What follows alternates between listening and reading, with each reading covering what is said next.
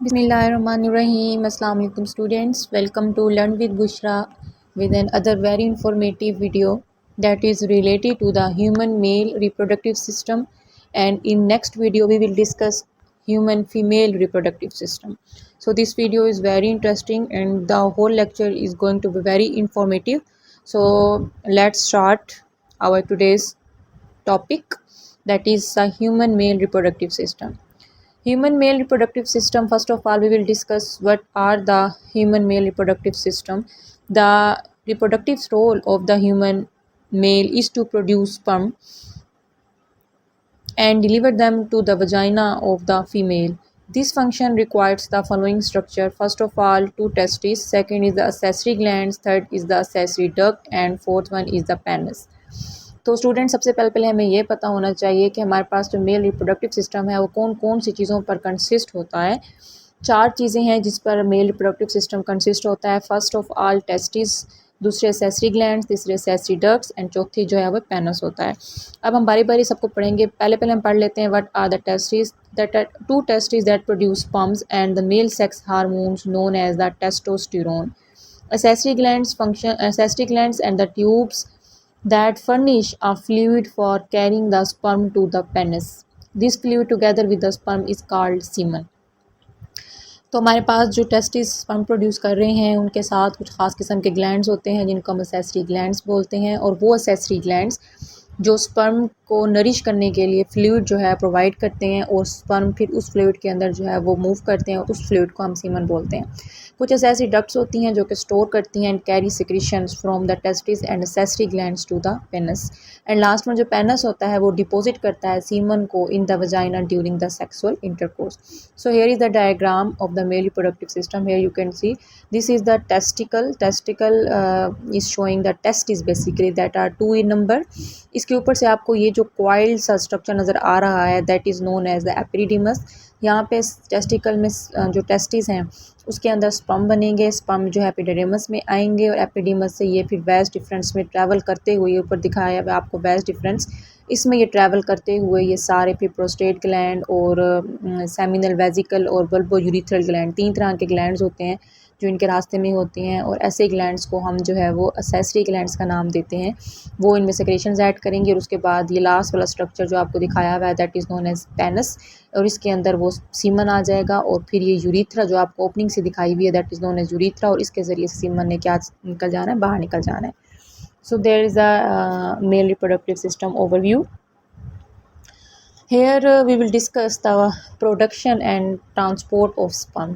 The paired testes were believed to bear the witness to a male virility are the male reproductive organs gonads that produce sperm. तो अगर हमें mail reproductive system या हमें mail की virility या मेलनेस का अगर हमें अंदाज़ा लगाना हो तो हम उसकी जो है गोनेड्स से अंदाज़ा लगाते हैं, और गोनेड्स मेल रिप्रोडक्टिव ऑर्गन्स होते हैं जो कि काम क्या करते हैं, टू प्रोड्यूस स्पर्म्स।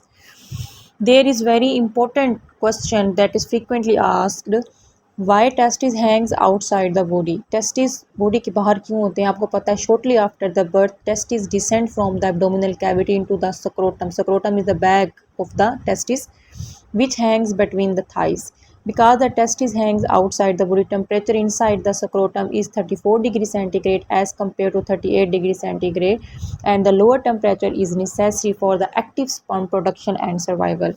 बहुत ही इंटरेस्टिंग क्वेश्चन अक्सर स्टूडेंट्स भी पूछते हैं कि टेस्टिस बॉडी के बाहर क्यों होती हैं, जबकि अगर फीमेल की बात की जाए तो फीमेल बॉडी के अंदर होती हैं ओवरीज। जो गोनेड्स हैं, फीमेल गोनेड्स जिनको हम ओवरीज का नाम देते हैं, वो फीमेल बॉडी के अंदर होते हैं, जबकि जो मेल गोनेड्स हैं टेस्टिस वो बाहर होती हैं, बॉडी के थाइस के दरमियान हैंग हो रही होती हैं। उनकी क्या रीज़न है? रीज़न ये है कि टेस्टिस का काम है कि टेस्टिस ने स्पर्म को प्रोड्यूस करना है और स्टोर करना है। क्योंकि स्पर्म ने प्रोड्यूस होकर स्टोर उस टेम्परेचर पे करना होता है that is 34 degree centigrade. 34 degree centigrade से अगर ज़्यादा टेम्परेचर दिया जाएगा तो स्पर्म जो है वो डी जो है वो नेचर हो जाएंगे।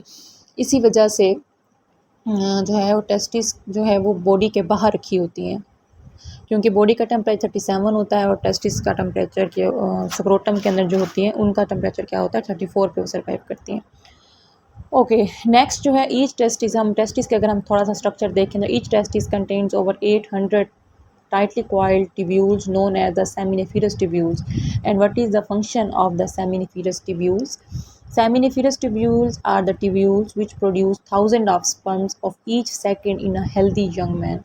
And the wall of seminiferous tubules are lined with the two types of cells. The first cell is known as the spermatogenic cells, and the second cell is known as the sustentacular cell.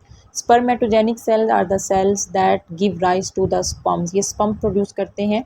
और sustentacular cells वो cells होते हैं that nourish the sperm as they form and which also secrete a fluid known as the hormone inhibin to provide the liquid medium for the sperm. So that is very important short question. ये अक्सर पूछा जाता है कि हमारे पास जो दो ये शॉर्ट क्वेश्चन है कि हमारे पास जो दो सेल्स होते हैं, स्पर्मेटोजेनिक सेल का क्या फंक्शन है और हमारे पास सस्टेंटेकुलर सेल्स का क्या फंक्शन है। स्पर्मेटोजेनिक सेल्स जो हैं वो स्पर्म प्रोड्यूस करते हैं, सस्टेंटेकुलर सेल्स जो हैं वो उसको नरिश करने के लिए लिक्विड प्रोवाइड करते हैं। Here is another very informative point. Between the seminiferous tubules are clusters of the endocrine cells known as the interstitial cells, and these cells are also known as the leading cells that secretes the male sex hormones known as the testosterone. And testosterone hormone is responsible for the production of the male characters, primary as well as secondary characters in the male. तो जैसे हमारे पास hormones का भी बहुत role होता है, और वो हार्मोन्स कौन से सेल्स प्रोड्यूस कर रहे होते हैं? Interstitial cells. ये बात यहाँ पर याद रखिएगा स्टूडेंट्स कि जो मेल हार्मोन है दैट इज़ द टेस्टोस्टेरोन, और जो फीमेल प्राइमरी हार्मोन है दैट इज़ एस्ट्रोजन, और प्रेगनेंसी हार्मोन फीमेल का कौन सा होता है? प्रोजेस्टेरोन। खैर नेक्स्ट बात करते हैं हम थोड़ा सा इनकी रिप्रोडक्शन के लिहाज से। A system of tubes carries the sperm. जब स्पर्म प्रोड्यूस हो गए तो फिर उन्हें कैसे जाना है? स्पर्म ने ट्यूब्स की सिस्टम से कैरी करके जाना है that the test is produce to the penis, और पेनिस के जरिए चले जाना है अंदर। The seminiferous tubules merge into a network of tiny tubules, जिसको हम जो है रेटी टेस्टिस बोलते हैं, और ये मर्ज होकर और कॉइल ट्यूब बना देती हैं जिसको हम एपिडिडीमस बोलते हैं। एपिडिडीमस के बहुत सारे फंक्शन हैं, यहाँ पर मैं आपको डायग्रामेटिकली दिखाऊँ अगर। ये is the structure of the testis. ये हमारे पास जो बाहर का एक स्ट्रक्चर है जिसको हम जो सक्रोटम बोलते हैं। सक्रोटम के अंदर आप यहाँ पे देख सकते हैं हमारे पास ये आपको मेंशन किया हुआ है, this is the seminiferous tubules inside the सक्रोटम। और आपको मैंने बताया है कि एक टेस्टिस के अंदर 800 कॉइल्ड सेमिनिफेरस ट्यूब्यूल्स मौजूद होती हैं। सेमिनिफेरस ट्यूब्यूल्स के बाहर यहाँ पे देखिए सेमिनिफेरस ट्यूब्यूल्स यहाँ पर मर्ज होकर एक नेटवर्क सा बना रही हैं, और इस नेटवर्क को हमने क्या नाम दिया है? रेटी टेस्टिस का नाम दिया है। ये रेटी टेस्टिस फिर आगे जाकर इलोंगेट होकर एक ख़ास किस्म की डक्ट पे खुल रही हैं, और ये डक्ट हमारी जो है वो एपिडिडीमस कहलाती है। ये पूरी जो आपको दिखाई जा रही है ये एपिडिडीमस है, और एपिडिडीमस का ये हेड है। हेड से उसके बाद यहाँ पे पूरा स्पर्म ने जो है वो ट्रैवल करके इसके फिर ये इस लाइन में आना है, इस ट्यूब में आना है, और इस ट्यूब को हम जो है वो वैस डिफरेंस बोलते हैं, और यहाँ से फिर इसने निकल जाना है। तो ये हमारे पास टेस्टिस का स्ट्रक्चर था। तो वो हमारे पास भी बात करता है क्रेटी टेस्टिस जो है फिर वो ज्वाइन होकर एपिडिडीमस बना देती हैं। और एपिडिडीमस के क्या फंक्शन है? वेरी फर्स्ट जो फंक्शन है that is it stores sperm until they are mature and ready to ejaculate it. Second, it contains smooth muscles that helps to propel the sperm towards the penis by peristaltic contractions. And third, it serves as a duct system for sperm to pass from the testis to the ductus deferens. Next जो है वो एक आपके साथ मैं disease share कर रही हूँ that is inguinal hernia. Inguinal hernia जो है एक डिजीज़ है जो कॉमन होती है मेल के अंदर। इसमें क्या होता है? The ductus deferens formerly called the vas deferens और the sperm duct is dilated continuation of the epididymis. Continuing upward after leaving the scrotum, the ductus deferens passes through the lower part of the abdominal canal via the inguinal canal. If the abdominal wall weakens at the point where the ductus deferens passes through, an inguinal hernia may result, and the intestine may protrude downward into the scrotum. The ductus deferens then passes around the urinary bladder and enlarges to form the ampulla. Ampulla that region होता है जो store करता है sperm को until they are ejaculated. That is very important. अक्सर पूछा भी जाता है कि what is the function of the ampulla. तो ampulla जो है immature स्पर्म को जो है वो स्टोर करता है until ये ejaculate हो जाएं और आगे जाकर अपना काम करें। फिर उसके बाद डक्टस डिफरेंस जो है वो ejaculatory duct बन जाती है। उसके बाद हमारे पास रिप्रोडक्टिव सिस्टम जो है वो आ जाता है। यहाँ पे एक बात जो याद रखनी, ये देखें यहाँ पर मैंने आपको डायग्रामेटिकली दिखाया हुआ है, ये नॉर्मल आप की टेस्ट, ये देखें ये स्क्रोटम है, बैग ऑफ द टेस्टिस, इसके अंदर ये टेस्टिस पड़ी हैं, ये ऊपर हेड है जिसको हम एपेरिडीमस बोलते हैं, एपेरिडीमस है ये वेस्ट डिफरेंस, ये सारा उसका स्ट्रक्चर है। लेकिन ऊपर देखिएगा ये हमारे पास जो ये आ रहा है यहाँ से एब्डोमिनल वॉल है, ये एब्डोमिनल वॉल है और इसके ऊपर से सिस्टम जो है यहाँ से आ रहा होता है एक रास्ते से।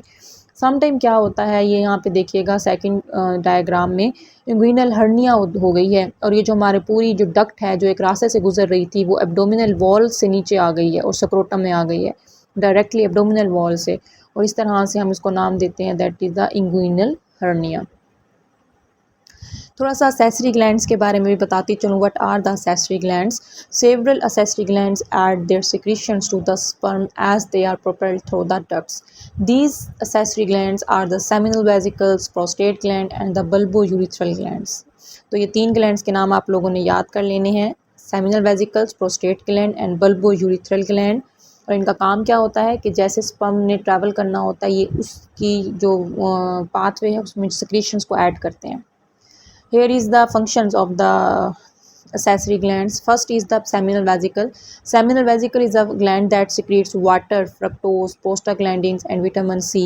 This secretion provides an energy source for the motile sperm and helps to neutralize the natural protective acidity of the vagina. आपको पता है कि जो वजाइना की पीएच होती है वो 3 to 4 होती है, बट स्पर्म मोटिलिटी और फर्टिलिटी उसको इंक्रीज़ कर देती है और वो 6 हो जाती है। तो उसके लिए जो लिक्विड वगैरह उसको चाहिए होता है स्पर्म को, जिसके अंदर वो वजाइना के अंदर जब उसने जाना है तो वो एक्चुअली उसको कौन प्रोवाइड कर रहा होता है, वो उसको सेमिनल वेजिकल्स का सारा लिक्विड प्रोवाइड कर रहा होता है जो उसकी वजाइना की पीएच को क्या करेगा, न्यूट्रलाइज करेगा और इंक्रीज़ करेगा। ओके, नेक्स्ट जो हमारे पास फंक्शन है that is prostate gland function. Prostate gland is a gland that secretes water, enzymes, cholesterol, buffering salts and phospholipids. Third जो है वो bulbourethral gland होता है। Bulbourethral gland secretes a clear alkaline fluid that lubricates the urethra to facilitate the ejaculation of the semen and lubricates the penis prior to the sexual intercourse. So, average human ejaculation produces 3 to 4 million of semen and it contains 300 to 400 million sperms. बेटे यहाँ पर आप लोगों ने कुछ बातें जो हैं वो याद करनी हैं, एमसीक्यूज़ के लिहाज से भी पूछ लेते होते हैं, पीपीएससी के लिहाज से भी पूछ लेते होते हैं, इसलिए मैं सबको कहती होती हूँ कि आप लोग अपना जो कॉन्सेप्ट है वो पीपीएससी के लिहाज से क्लियर किया करें।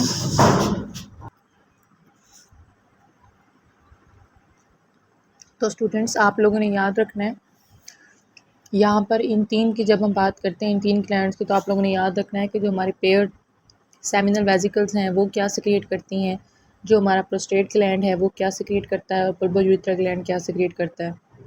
इसमें से मोस्ट कॉमन जो क्वेश्चंस पूछे जाते हैं वो ये पूछे जाते हैं फ्रक्टोज, विटामिन सी, प्रोस्टाग्लैंडिन्स कहाँ से सिक्रिएट होते हैं, फिर ऑप्शन दे देते हैं, या वो पूछ लेते हैं कि बफरिंग साल्ट्स कौन सा ग्लैंड सिक्रिएट करता है, या एंजाइम्स कौन सा ग्लैंड सिक्रिएट करता है, या वो ये पूछ लेते हैं कि अल्कलाइन जो क्लियर फ्लूइड है वो कौन सा ग्लैंड सिक्रिएट करता है। तो आप लोगों ने इस लिहाज से तैयार कर लेना है। नेक्स्ट हम जो है वो बात करेंगे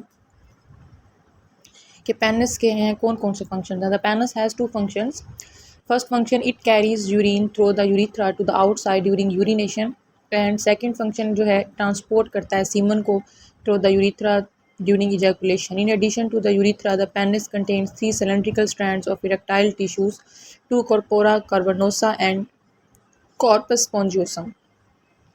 कॉर्पस स्पॉन्जियोसम की जब हम बात करते हैं, the corpus spongiosum extends beyond the corpora cavernosa and becomes the expanded tip of the penis known as the glands penis.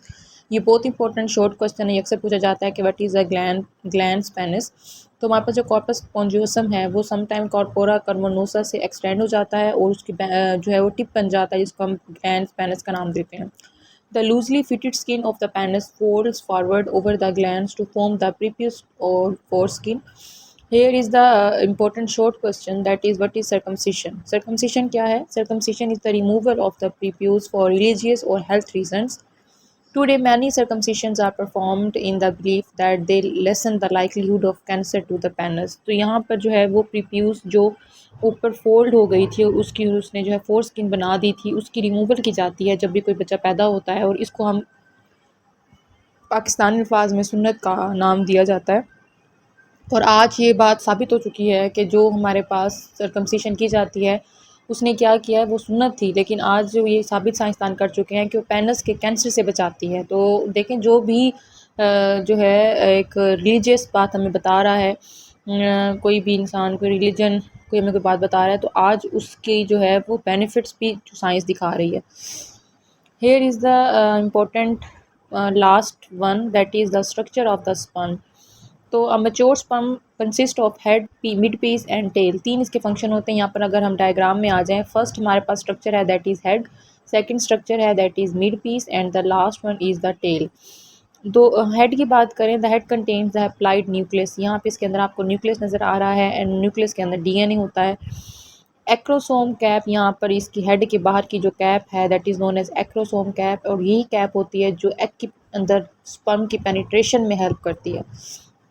Acrosome is a cap over most of the head. It contains an enzyme called acrosine enzyme, and that assists the sperm in penetration the outer layer, that is known as the zona pellucida of the egg.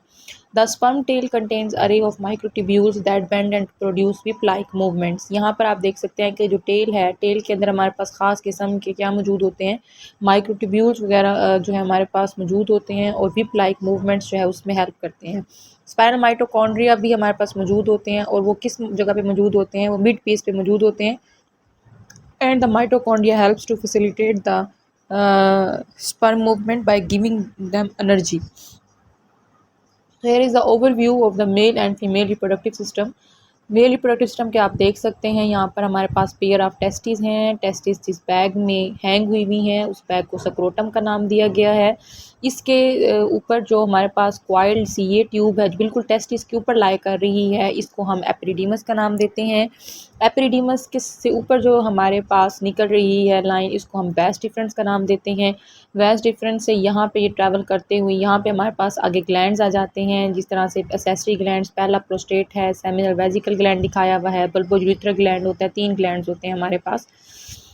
तो accessory gland पे इसकी secretions में add करते हैं अपनी secretion, तो उसके बाद यही जो स्पर्म था अब वो सीमन की सूरत इख्तियार कर चुका है, जो स्पर्म और वाइटिश लिक्विड की सूरत में जो है वो मौजूद होता है, और ये फिर आगे ट्रैवल करते हुए ख़ास किस्म की ओपनिंग से निकल जाते हैं, और इस ओपनिंग को यूरिथ्रा बोलते हैं, और ये ओपनिंग हमारी पेनिस के अंदर से जो है वो निकल रही होती है। तो ये सारा जो है मेल का था। नेक्स्ट हमारा जो लेक्चर होगा वो फीमेल रिप्रोडक्टिव सिस्टम से होगा, और वो हम इसी से ही स्टार्ट करेंगे, नेक्स्ट फीमेल रिप्रोडक्टिव सिस्टम। अगर थोड़ा सा ओवरव्यू मैं आपको दे दूं तो ये हमारे पास जो है फीमेल रिप्रोडक्टिव सिस्टम का ये ओवरीज पर कंसिस्ट होता है, ओवरीज से फिर फैलोपियन ट्यूब, यूट्रस और फिर वेजाइना। ये हमारा नेक्स्ट का टॉपिक होगा। आज का टॉपिक इतना ही। उम्मीद करती हूँ आपको आज का लेक्चर पसंद आया होगा, और जो है थोड़े दिनों बाद ही मैं फ़ीमेल रिप्रोडक्टिव सिस्टम का जो है या कल ही अपलोड कर दूँगी। अगर आपने मेल देख लिया उसके बाद आप फीमेल के देखें, और ये बहुत इंपॉर्टेंट है, और इंपॉर्टेंट पॉइंट्स नोट करते जाएँ। ये सारा लेक्चर मैंने मिलर हार्डले से बनाया है और कुछ और बुक्स के भी पॉइंट्स लिए हैं, तो आप लोगों की अथेंटिक है। आप लोगों ने भी चैनल सब्सक्राइब नहीं किया तो वो भी सब्सक्राइब करें, ज़्यादा से ज़्यादा पढ़ें, दुआओं में याद रखें। Thank you so much for your time. अल्लाह हाफिज़।